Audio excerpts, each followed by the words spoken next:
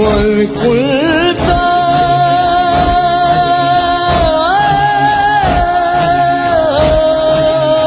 مولا فهذا علی المولا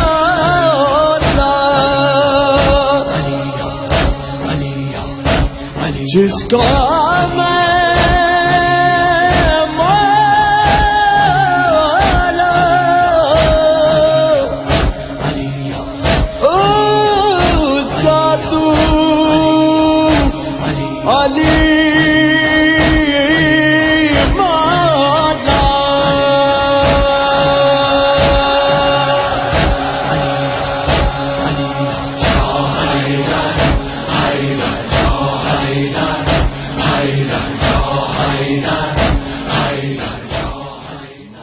تو دیکھیے فقط صرف یہاں ایک بات یہ بھی ایک علماء نے کہی ہے کہ صرف تعریفیں کرنے سے دیکھیے کام نہیں چلتا، صرف قصیدہ گوئی سے کام نہیں چلتا. بخن بخن یا علی، بہت سارے لوگوں نے اس موقع پر بات کہی تھی. لوگ کہتے ہیں مبارک ہو مبارک ہو، مبارک کے معنی میں نہیں، واہ واہ یا علی واہ واہ، جو آج کل بھی ہمارے یہاں ہوتا ہے کہ صرف واہ واہ کریں اور تعمیل احکام نہ کریں تو اس زمانے کے واہ واہ کرنے والوں جیسا انجام ہو جائے گا. نجاشی جو شاعر تھا، نجاشی، ایک تو وہ حبشہ والے نجاشی کی بات نہیں، اور ایک شاعر نجاشی تھا جو امیر المومنین کی بہت تعریفیں کیا کرتا تھا اور قصیدے کہتا تھا. لیکن رمضان میں جب اس نے شراب پی تو باقاعدہ امیر المومنین نے زائد کوڑے اس کو لگوائے. ایک تو رمضان میں شراب پی اس وجہ سے. ابھی جن کا تذکرہ ہوا تھا جو رسول کی شان میں شاعری کرتے تھے، اس سے پہلے زبردست قصیدہ خوانی کی تھی خود میدان غدیر میں، لیکن بعد میں کیا ہوا، انجام صحیح نہیں ہوا، اپنے قول سے پھر گئے اور دوسرے لوگوں نے تو پھر بھی چوتھے نمبر کا خلیفہ مان لیا. انہوں نے چوتھے نمبر پہ بھی نہیں مانا اور اس سے بھی انکاری ہو گئے.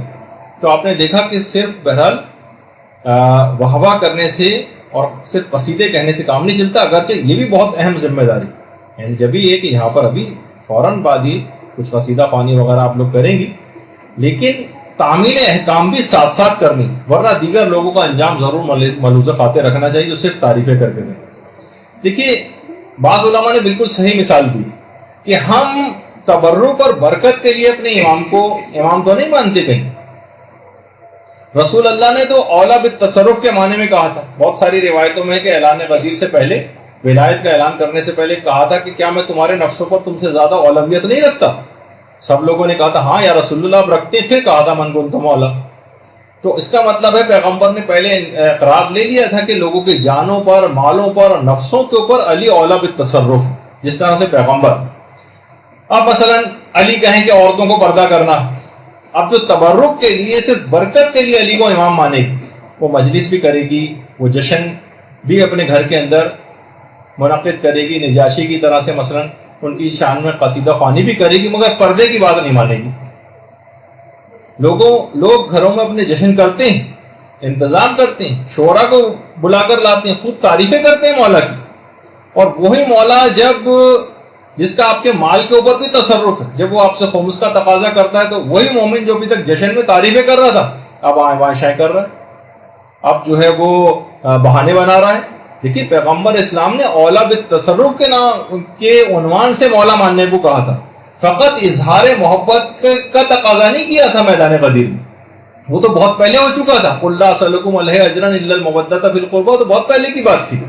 صرف یہی نہیں تھا کہ اعلان جو میدان غدیر ہے اس کے اندر صرف محبت کا اظہار آپ آ کر کریں، اتنے اہتمام کی دوبارہ ضرورت نہیں تھی، وہ تو پہلے بات ہو چکی تھی. تو علی سے اظہار محبت کا جو تقاضا تھا من کنت مولا کا، وہ مصداق نہیں تھا بلکہ اولا بالتصرف کے معنوں پر، یعنی مال کے اوپر اولا بالتصرف، جان کے اوپر اولا بالتصرف، اولاد کے اوپر اولا بالتصرف، یعنی پوری زندگی پر یہ مولائیت ہمارے محیط ہے. امام جب موجود ہو تو یہ ولایت براہ راست ہوتی ہے، اور ان کی غیبت میں فقیہ جامع شرائط کے ذریعے اس ولایت کا ایک حصہ آپ تک پہنچتا. چاہے اختیارات میں اختلاف ہوگا لیکن ولایت فقیہ اسی ولایت کا جز اور ایک کنٹینویشن، اس کے الگ دلائل ہیں علماء جو بیان کرتے ہیں. تو دیکھیے وہی مولا جو کہ لقب یافتہ ہے باب مدینۃ العلم، وہ بار بار علم حاصل کرنے کی تاکید کر رہا ہے، بار بار۔ ہم جشن میں اسی مولا کے علم کے قصیدے پڑھ رہے ہیں، مگر علم حاصل کرنے کے لیے کبھی کوئی کوشش، کوئی اقدام نہیں کرتے۔ مثلا کہا جاتا ہے لوگ کہ بھائی بچوں کو اپنے تعلیم یافتہ بنانا چاہیے، تو لوگوں سے آپ پوچھیں تعلیم یافتہ بنانے کے لیے کیا کریں، وہ کہیں گے بھائی تعلیمی اداروں میں بھیجیں، اسکولوں میں، کالجوں میں، یونیورسٹیوں میں، دنیاوی تعلیم کے لیے وہاں بھیجتے ہیں نا۔ اچھا دین کے لحاظ سے بھی تعلیم یافتہ بنانا ہے ان کو، اب ان کو کہاں بھیجیں؟ تو اس میں سب لوگ آ کر خاموش ہو جاتے ہیں۔ بھائی جب ہر دنیاوی تعلیم کے لیے اسکول، کالج اور یونیورسٹی کی ضرورت ہے، تو دین کی تعلیم کے لیے کسی مدرسے، کسی دینی اسکول، کسی دینی یونیورسٹی، کسی دینی کالج کی ضرورت نہیں پیش آئے گی جہاں پہ جا کر وہ یہ علوم کو حاصل کرے۔ تو لوگ وہاں آ کر خاموش ہو جاتے ہیں۔ تو آپ خود بتائیے کب علم حاصل کرنے کے لیے ہم نے اقدام کیا؟ ابھی کچھ ہی عرصے پہلے انٹرنیٹ وغیرہ پہ بھی ایک بڑے اچھا ایک نقطہ نظر پیش کیا کہ علی، بغیر علی کے تعلیم کبھی مکمل نہیں ہو سکتی۔ یقین نہ آئے تو لفظ تعلیم میں سے علی آپ نکال دیں، باقی صرف تم رہ جاؤ گے، یعنی علم اس میں سے نکل جائے گا۔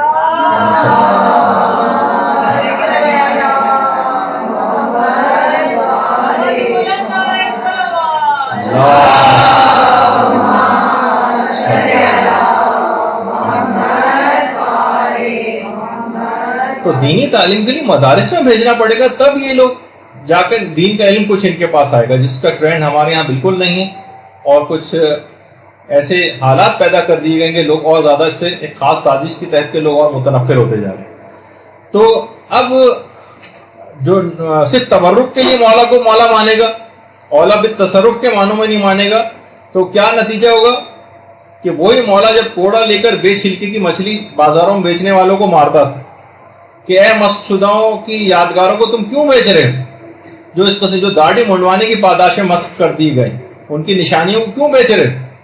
تو ہم کہیں گے کہ مولا آپ لاکھ ہمیں کوڑے مارے، ہم خود بھی داڑھی مونڈیں گے اور ڈھونڈ ڈھونڈ کر داڑھی منڈے شعراء کو قصیدہ خوانی کے لیے بلائیں گے ضرور غدیر کے دن، اور انہی سے ہم پڑھوائیں گے۔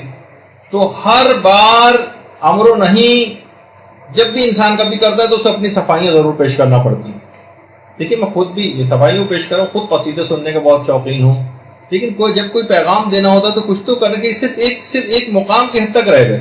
تو وہ آپ نے دیکھا کہ اس سے پہلے بہت سارے شاعر حضرات ان کو بھی کوڑے بھی لگ چکے ہیں، کتنے شاعر جنہوں نے قصیدہ خوانی خود میدان غدیر میں کیے، بعد میں کیسے عمل اس کے مطابق نہیں کیا تو نتیجہ کیا نکلا۔ تو مولا کو اپنی زندگی کے ہر شعبے میں اولا بالتصرف ماننا، آپ کے احکام کی امیر المومن کے معرفت حاصل کرنی، اور ہر حکم کو بلا استثناء اور ایکسیپشن کے ساتھ ماننا۔ فقط قصیدہ خوانی سے اس وقت تک کام نہیں چلے گا جب تک عمل ساتھ میں نہیں ہوگا۔ اور جب یہی وجہ ہے کہ حضرت علامہ اقبال کا جو شعر ہے نا کہ زائران کعبہ سے اقبال یہ پوچھے کوئی، کیا حرم کا تحفہ زمزم کے سوا کچھ بھی نہیں؟ یعنی جس وقت انسان وہاں جاتا ہے وہاں سے صرف حاجی حضرات صرف زمزم، وہ بھی اپنی جگہ فضیلت کا حامل اور تحفہ ہے واقع، لیکن امام کے ساتھ وہ جو ولایت کا اعلان جو ہوا تھا وہاں اس سرزمین کے اوپر، جب حج کر کے تم واپس آ رہے ہو تو اس کی کوئی خوشبو، اس کی کوئی تجدید عہد وہ بھی تمہارے ساتھ واپس جانا چاہیے، صرف یہ نہیں کہ صرف زمزم لے کر وہاں سے واپس آ گئے۔ مجھے نجف دکھا دے، حیدری بنا دے یا مولا۔